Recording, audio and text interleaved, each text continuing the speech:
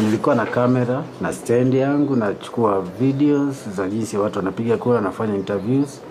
Sasa ilipofika saa 5 watu wakaanza kuandamana. CCM! Hatutaki! CCM!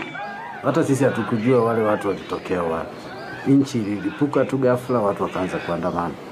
Baadaye ilipofika kama saa 7 polisi wakareact.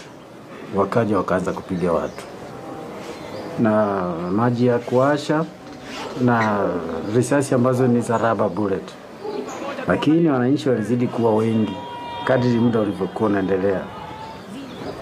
Ikabidi jeshi liingilie, polisi walizidiwa nguvu. Kuanzia saa 5 hiyo mpaka saa 7, hapo nilipokuwa wakaanza kuchoma kile kituo cha kura pale. Wale wasimamizi wa kura wakakimbia. Ina maana hakuna kura zilizopigwa pale. Hatutaki! Sasa nchi ikawa kama giza. Wao walikuwa na shuti watu kabisa. Mimi mwenyewe nilivuka mili ya watu waliokuwa wamelala chini wameuawa wawili, na nilichukua video zao.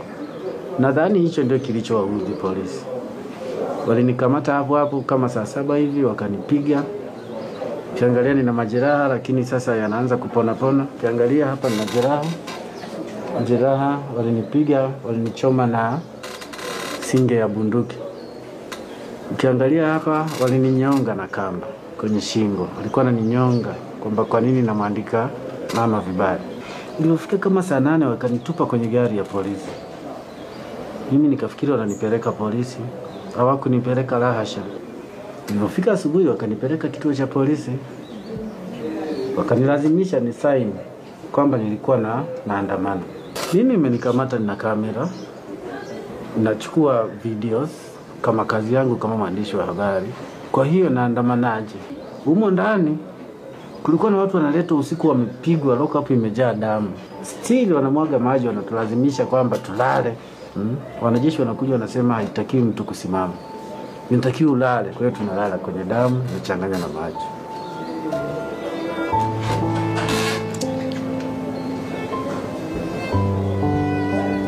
Kwa kila saa ukieleza haya mambo naumia sana. Sorry. Sasa ilivyokuwa inafika usiku, wakawa wanakuja watu wameziba sura zao, wamevaa nguo za nyumbani. Wanaita watu mmoja, toka, na wanapiga, wanapeleka, wanaweka kwenye gari, wanawapeleka kusikojulikana.